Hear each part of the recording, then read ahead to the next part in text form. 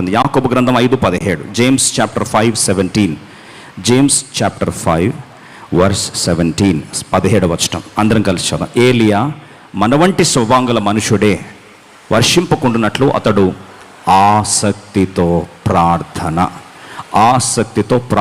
చేయగా 3.5 సంవత్సరముల వరకు భూమి మీద వర్షింపలేదు. ఏలియా ప్రార్థనకు మన ప్రార్థన డిఫరెన్స్ ఏంటంటే, మనము ప్రార్థిస్తాం, ఆయన ప్రార్థించాడు. కానీ ఒకటే డిఫరెన్స్, ఆసక్తితో ప్రార్థించాడు, మనము ఆసక్తి లేకుండా ప్రార్థన చేస్తాం. ఆఖరి మాట ముగించక మునుపు, the fire of passionate prayers. మనం ప్రార్థిస్తున్నప్పుడు మన ప్రార్థనలో ఆర్ద్రత, రోషం, భారం, ఒక మాటలో చెప్పాలంటే అగ్ని జ్వలించుచున్న, ఆ తప్పించుచున్న భారయుక్తమైన ఆ యొక్క ప్రార్థనలో అగ్ని మనలో నిజంగా కనిపిస్తుందా? యేసుప్రభువు వారు రేపటి రోజు సిలువెక్కుతాడు అన్నప్పుడు, ముందు రోజు గెత్సెమనే తోటలో ఆయన ప్రార్థిస్తున్నప్పుడు ఒక మాట రాస్తుంది, చెమట రక్తపు బిందుగా మారింది. See the intensity of prayer, see the passion of the prayer. ఏలియా ప్రార్థిస్తే, ఏలియా గురించి రాయబడిన మాట ఆసక్తితో ప్రార్థించాడు. సంఘము ప్రార్థిస్తూ ఉంది. పేతురు చెరసాలలో వేయబడ్డాడు. మరుసటి రోజు శిరచ్ఛేదనం చేయబోతున్నాడు. యాకోబును అలాగే చంపేశారు. ఇప్పుడు పేతురు కూడా చంపేస్తారని తెలుసు. అయితే బైబిల్ రాయబడింది, సంఘము పేతురు గురించి అత్యాసక్తితో ప్రార్థించాను. ముగించుతూ అడుగుతున్నా, మన ప్రార్థనలో అగ్ని ఉందా? Is there fire in our prayer? అందుకొరకే యాకోబు ఒక రోజు వచ్చాడు, పెనియేలు ప్రాంతానికి వచ్చాడు. ఆ రోజు ప్రార్థిస్తున్నప్పుడు ఏమన్నాడు తెలుసా? He fought with God, he wrestled with God. దేవునితో ఎలా పోరాడంటే, నువ్వు నన్ను ఆశీర్వదిస్తే తప్ప నేను విడిచి పోను ప్రభా. బైబిల్ రాస్తుంది, యాకోబు మగసిరి గలవాడై దేవునితో పోరాడి ఓడిపోలే, గెలిచాడు. నీలో ఆసక్తి ఉందా? You have the fervency in spirit, the zeal in spirit. ఈరోజు ప్రార్థిస్తున్నప్పుడు చల్లారిపోయిన ప్రార్థన జీవితాలు, ప్రార్థన బలిపీఠాలు కూలిపోయాయి. ఈరోజు తిరిగి ఉజ్జీవం రగలాలి అంటే, పరలోకపు అగ్ని దిగి రావాలి, కరువు సమృద్ధిలోకి వెళ్ళాలంటే, where is your passionate prayers? నీ ప్రార్థనలో రోషం ఏది? నిజంగా ప్రార్థనలో రోషం ఉందా? ఆలోచించండి. నీ ప్రార్థనలో రోషం ఉంటే ఎన్ని అవరోధాలు వచ్చినా నువ్వు ఆపో. నిజమైన పరీక్ష ఏం తెలుసా? నిజంగా ప్రార్థనలో రోషం ఉంటే ఎన్ని కష్టాలు వచ్చినా నువ్వు ఆపవు. జవాబు రాకపోయినా ఆపవు. ముఖం ముందు చీకొట్టిన ఆపవు. కనాను స్త్రీ వచ్చి, అయ్యా నా బిడ్డ గురించి ఆలోచించయ్యా అంటే, నేను కుక్కలకు పెట్టనంటే కూడా, అయ్యా బలిపీఠం నుంచి పడుతున్న ముక్కలు కుక్కలు కూడా తింటాయి కదా ప్రభా, దయచేసి అలా అనుకొని ఇవ్వనేసరికి యేసుప్రభు ఒక మాట అన్నాడు, అమ్మా నీ విశ్వాసము గొప్పది. You know what is prayer of faith? విశ్వాస ప్రార్థన ఏం తెలుసా? ఎన్ని అవరోధాలు వచ్చినా ఆగకుండా చేసే ప్రార్థనే విశ్వాసపు ప్రార్థన. ఈరోజు వేర్ ఇస్ యువర్ ఫెయిత్? నీ ప్రార్థన జీవితంలో రోషం ఇది. ఎందుకు చెప్తున్నా ఈ మాట అంటే, ముగించకుండా దయచేసి ఈ మాట చెప్పాలని ఆశపడుతున్నా. సౌలు కుటుంబంలో సౌలు భార్య పేరు రిస్పా. సౌలు మరణించాడు. ఒకరోజు దేశంలో కరువు వచ్చేసింది. ఎందుకు కరువు వచ్చింది అర్థం కావట్లే. చాలా కలవరపడతా ఉన్నారు. అసలు ఎందుకు ఈ కరువు అని దావీదు చాలా బాధపడి దేవుని దగ్గర విజ్ఞాపన చేస్తే, దేవుడు అన్నాడు, గిబియోన్ల విషయంలో సౌలు తప్పు చేశాడు. ఏం చేశాడు? వారితో నిబంధన జరిగినప్పుడు, యెహోషువ కాలం నిబంధన జరిగింది. ఆ నిబంధనను కాదని మీరి నిబంధన తప్పు చేశాడు, వాళ్ళని చంపించేశాడు. అందుకొరకు నా ఉగ్రత, కోపము రగులుతుంది. దీన్ని శాంతించే వరకు ఈ కరువు ఆగదనేసరికి, ఎలా శాంతిస్తుంది ప్రభు అంటే, వెళ్ళి గిబియోన్లు అడుగుపో అన్నాడు. గిబియోన్లకు అన్యాయం జరిగింది కదా, పెళ్ళి వాళ్ళని అడుగుపో అంటే గిబియోన్ దగ్గరికి వెళ్ళాడు. అయ్యా ఏం చేస్తే మీ కోపం చల్లారుతుంది చెప్పండి. దేవుడు మీ కోపాన్ని చూసి, మీ బాధను చూసి, మీ ఆయాసం చూసి, మీకు జరిగిన అన్యాయాన్ని చూసి, మా దేవుడు బాధపడుతున్నాడు, కరువు అనుమతించాడు, మీరు శాంతించాల్సిందే అంటే వాళ్ళు అన్నారు, అడుగుతున్నామయ్యా, ఒకటే కండిషన్ అడుగుతున్నాం, సౌలు ఫ్యామిలీలో నుంచి 7 శవాలు మాకు కావాలి. ఏం చేయాలి ఇప్పుడు? సౌలు కుటుంబం నుంచి 7 శవాలా? ఎలా ఇవ్వాలి? సౌలు కుమారుడైన యోనాతాను కొడుకైన మెఫీబోషెతుతో నిబంధన చేశాను కదా నేను. మెఫీబోషెతుని కాపాడేశాడు, పక్కన పెట్టేశాడు. ఏం చేయాలని చూస్తే, రిస్పా అని సౌలు యొక్క ఉపపత్ని, కాంకుబైన. ఆ రిస్పాకి 2 కొడుకులు. అలాగే సౌలు యొక్క కూతురు మెరాబుకి 5 కొడుకులు. 5 + 2 7 అయిపోయాయి. 7 తీసుకెళ్ళి ఏం చేశాడు? అప్పగించేశాడు. 7 చంపేసి మధ్యలో ఉరి తీశారు.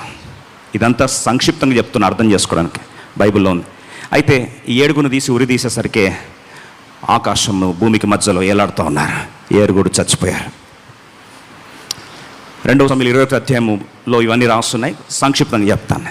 మధ్యలో ఏలాడదీస్తూ ఉంటే ధర్మశాస్త్రం ప్రకారము కళేబరాలు వచ్చి, ఆకాశ పక్షులు వచ్చి వారికి తినాలి, ఇదే శిక్ష, ఇదే శిక్ష అని ప్రకటిస్తే ఆకాశ పక్షులు వల్చర్స్ వచ్చి తింటాయేమో అని చెప్పి ఈ రిస్పా తల్లి, జాగ్రత్త వినండి, రిస్పా తల్లి ఏం చేసింది తెలుసా అండి? కోతకాలం ఆరంభమయ్యే టైంలో వెంటనే వెళ్ళింది. భయంకరమైన ఎండలు, రాత్రి చలి, వీటి మధ్యలో ఒక బండ రాయి మీద, అక్కడే శవాలు వేలాడదీసిన ప్రాంతం మీద అక్కడే బట్ట వేసుకొని కూర్చుంది. ఆ బండరాయి మీద కూర్చొని ఏం చేసింది తెలుసా అండి? ఈ ఇద్దరు బిడ్డలు కానీ వారి పిల్లల మీద, శవాల మీద ఆకాశ పక్షులు వచ్చి తినకుండా వాటిని ఏం చేస్తూ ఉందండి? తోలేస్తూ ఉంది. రెప్పార్పట్లేదు. ఇలా ఒక్కరోజు కాదు, 2 రోజులు కాదు, 3 రోజులు కాదు, కోతకాలం అయిపోయి వర్షాకాలం వచ్చేదాకా, అంటే సుమారు 3 నుంచి 4 నెలలు ఆహార నిశలు కళ్ళు కరడుగట్టిపోయాయి. పట్టుకొని తోలివేస్తూ ఉంది. ఒక్క పక్షిని కూడా ఆ శవం మీద రాకుండా బిడ్డల శవాల్ని కాపాడుకుంటూ వచ్చింది. నేను ప్రార్థిస్తున్నప్పుడు దేవుడు నాతో మాట్లాడాడు. ఆమెకున్నంత రోషం కానీ ఈనాటి తల్లిదండ్రులకు కానీ దేవుని సేవకులకు కానీ మనలాంటి ప్రార్థన పరులకు కానీ అంత రోషం ఉంటే ఆ రోజు ఏం జరిగిందో ఈరోజు అదే చేస్తాను అన్నాడు. ఏం రోషం? చచ్చిపోయిన శవాలకి కాపాడుకున్న రోషం ఏంటండి? చచ్చిపోయిన శవాల్లో జీవం రాదు కదా, రాని శవాలకు ఏం చేసుకొని కాపాడాలి? ఆమె ఒకటి అలాగే భీష్మించుకుంటే ఈ వార్త డేవిడ్ దగ్గరికి వెళ్ళిపోయింది. డేవిడ్ పరిగెత్తుకుంటూ వచ్చాడు. ఏంటంట కడుక్కోమన్నా ఆమె ఒకటే మాట అంది, నా బిడ్డలకు అన్యాయం జరిగింది, నా బిడ్డలని ఆకాశ పక్షులు తినేసి ఈ యొక్క భయంకరమైన శాపయుక్తమైన మరణానికి అప్పగించడానికి వీలు లేదు. అమ్మ వాళ్ళు చచ్చిపోయారు కదా, ఏం చేస్తావు? లేదు, వారికి ఘనమైన మరణం జరగాల్సిందే. తీసుకెళ్ళి సౌలు యోనాతాన్ల బాడీని తీసుకొచ్చి ఎక్కడైతే పాతి పెట్టారో ఆ ప్లేస్కి వీళ్ళని తీసుకెళ్ళి, ఈమె భీష్మించుకున్న 3.5-4 నెలల తర్వాత ఆ బాడీస్ తీసుకెళ్ళి ఏం చేశారు? సమాధి చేశారు. ఘనమైన భూస్థాపన కార్యక్రమంతో కథ ముగిసింది. ముగిస్తూ అడుగుతున్నా, 3.5-4 నెలలు ఆకాశం, మంచు, ఎండవేడి ఏది కాదనక ఆ పిల్లల పార్థివ దేహాలను అంత కాపాడుకోవాల్సిన అవసరం ఉందా అంటే దేవుడు నాతో నిన్న మాట్లాడాడు. ఎండిపోయిన ఎముకలు ఏమైనాయి? మహాసైన్యంగా మార్చారు కదా. ఎండిపోయిన ఎముకలే మహాసైన్యంగా మారిస్తే ఆ పార్థివ దేహాల ఘనమైన సమాధి జరిగే కార్యక్రమాలు ఉంటే ఆ శవాలను నేను మార్చుకోలేనా? ఆ తల్లికి ఎంత విశ్వాసం ఉండొచ్చు కదా. రోషంతో ఆకాశ పక్షులు వచ్చి ఆ శవాన్ని తినడానికి వీల్లేదు, అస్థి పంజరాలు చివరికి ఎముకలు అలా పడిపోవడానికి వీల్లేదు. I want to go to any extent to protect and fight for my family and fight for the justice. అందుకొరకు ఈరోజు ప్రార్థిస్తున్నప్పుడు అనిపించింది, రిస్పా ఆత్మ ఏం తెలుసా? మన బిడ్డల గురించి, మన స్వాస్థ్యం గురించి ఈరోజు పోరాడే ప్రార్థన యోధులు కావాలి. ఎప్పుడైతే అట్లాంటి ప్రార్థన యోధులు లేస్తారో, ఒక మాట చెప్తాను, హెబ్రీ 11:6 రాస్తుంది, God is the rewarder of those who diligently seek him. ఆయన యథార్థముగా వెదుకు వారికి ఆయన తప్పకుండా ఫలము దయచేయువాడు. Your prayers will never go in vain. ఒక మాట చెప్పాలని ఆశపడుతున్నా, దైవ చిత్తానుసారంగా దేవునితో పోరాడి ప్రతి కన్నీరు దేవుడు ఎప్పుడు కూడా విడిచిపెట్టే దేవుడు కాదు. గొప్ప వాళ్ళ ప్రార్థనల గురించి చెప్పుకోవడం కాదు, వారు ప్రార్థించే దేవుడే మన దేవుడు. ఏలియా దేవుడు ఎక్కడ అని ఎలీషా ఆగిపోలేదు. అదే దేవుని ఏ అనుభవాలతో చేసుకున్నాడో ఎలీషా కూడా ప్రార్థించడం ఆరంభించాడు. ఎలీషాకి 2 ఆత్మ అభిషేకం పొందుకున్నాడు. ఈరోజు ఒక ఆశ ఒకటే, ప్రభు అన్నాడు, మీరు నా విశ్వాసం ఉంచితే నాకంటే వినిపించట్లేదు, నాకంటే గొప్ప కార్యాలు మీరు చేస్తారన్నాడు. అన్నాడా లేదా? ఈరోజు ప్రార్థన పర్లేరండి. మోషే గురించి ప్రార్థిస్తున్నప్పుడు ఏమన్నా తెలుసా? దేవుడు మోషే ప్రార్థిస్తున్నప్పుడు అన్నాడు, దేవుడు నీ మాట చొప్పున నేను చేస్తా, నా మాట చొప్పున నువ్వు కాదు, నీ మాట చొప్పున నేను చేస్తా.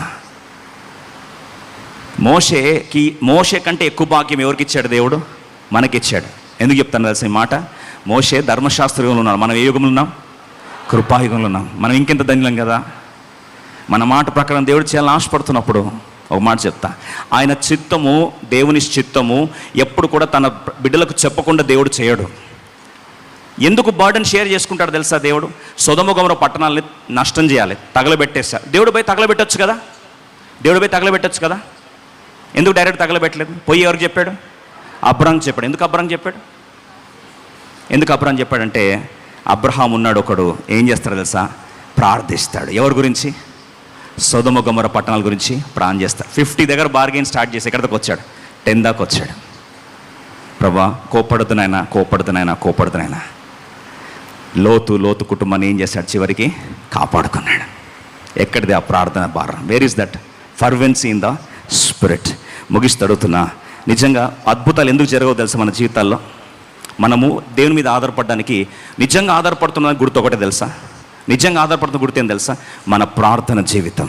See, we are so self-sufficient these days. Self-sufficiency has become a biggest hindrance for prayers. నాకు ప్రార్థన అవసరం లే, ఎందుకంటే మనం తలాంతులు ఆధారపడతాం, అనుభవం మీద ఆధారపడతాం, డబ్బు మీద ఆధారపడతాం, మన ప్రజా బలం మీద ఆధారపడతాం, భుజబలం మీద, కండబలం మీద, జ్ఞానబలం మీద ఆధారపడతాం. దేవుని మీద ఆధారపడాల్సిన అవసరం లేదనుకుంటాం. ఎందుకంటే దేవుని మీద ఆధారపడడం అవసరం ఏంటి అని. ప్రభు అన్నాడు, శక్తి చేత బలం చేత జరగదు, కార్యాలు జరగాలంటే ఆత్మ ద్వారా మాత్రమే జరుగుతాయి. ఈ ఆత్మదేవుని కార్యం జరగాలంటే విశ్వాస ప్రార్థనల ద్వారా అద్భుతాలు నేను చేయాలని ఆశపడుతున్నానని ఈరోజు ప్రభు ఎదురు చూస్తుండగా, ప్రియ సోదరి ముగిస్తడుతున్నా, you know why we don't depend on God for prayers? We're so self sufficient these days. అందుకొరకే ఈ మాట, నాకు ఇష్టమైన మాట నేను రాసుకున్నా. Our abilities are our handicaps. అదేంటండి అంటారు, మన సామర్థ్యాలే మన వైకల్యాలు. అదేంటండి మన సామర్థ్యాలు మన వైకల్యాలు ఎలా అవుతాయి? How can our abilities become our handicaps? చెప్పాలా? మన అబిలిటీస్ మనకు ఉన్నాయంటే ఏం చేస్తుంది తెలుసా? దేవుని మీద గట్టి చెప్పండి, నాకు దేవుడు అవసరం లేదంట. అందుకొరకు ప్రభు ఏం చేస్తాడు తెలుసా? ముళ్ళు పెడతాడు. పౌల్ని ఏం చేశాడంట? ముళ్ళు పెట్టాడు. అప్పుడు ముళ్ళు ఇటు జరిగితే గుచ్చుకుంటుంది, ఇటు జరిగితే గుచ్చుకుంటుంది. ప్రతిసారి దేని మీద ఆధారపడాలి? దేవుని మీద ఆధారపడాలి. See, God keeps thorns in our life so that we depend on God. Anything that makes us depend on God is our blessing. ఎంతమంది నమ్ముతున్నారు ఈ మాట? నువ్వు దేవుని మీద ఆధారపడడానికి ఏది చేస్తుందో అది నీ జీవితంలో ఏమవుతుంది? ఆశీర్వాదం. ఏదైతే నీ జీవితంలో దేవునికి నేను దగ్గర చేస్తుందో అది నీ జీవితంలో ఏమవుతుంది? ఆశీర్వాదమా శాపమా? దేవునికి నేను దగ్గర చేసేది ఏదైనా సరే ఆశీర్వాదం. అనారోగ్యం వచ్చింది, అప్పుడు నీకు ఎవరు గుర్తొస్తారు? దేవుడు గుర్తొస్తాడు. అది నీకు ఆశీర్వాదమా దుఃఖమా? ఆశీర్వాదమే. Anything that brings you nearer to God is a blessing.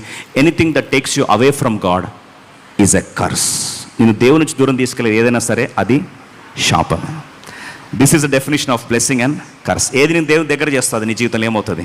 ఆశీర్వాదం. ఏది నేను దూరం చేస్తుంది నీ జీవితంలో ఏమవుతుంది? శాపం. అందుకొరకే our abilities are our biggest handicaps, our talents are our stumbling blocks. మన తలాంతులే మన అడ్డుబండలు. మన తలాంతులు మనకి ఏమవుతాయి? అడ్డుబండలు అవుతాయి. అందుకొరకే ఒక మాట చెప్తాను. ఏలియా ఒక్కొక్క వైపు ఉన్నాడు, అవతల వైపు 450 మంది ఉన్నారు. ఎవరు గెలిచారు? గట్టి చెప్పండి. అవతల 450 మంది గెలిచారా? ఈ ఒంటరి వాడిని ఏలియా గెలిచాడా? That's why a prayer warrior will become majority with God. ఒక ప్రార్థన యోధుడు దేవునితో కలిసి ఏమవుతాడు? అధిక సంఖ్యాకుడు అవుతాడు, అల్ప సంఖ్యాకుడు ఎప్పుడు కాదు. అందుకొరకే a praying church is more powerful than hundreds of armies. ప్రార్థించే సంఘము వేల సైన్యాల కంటే శక్తివంతమైనది. అటువంటి సైన్యంగా దేవుడు మార్చునుగాక.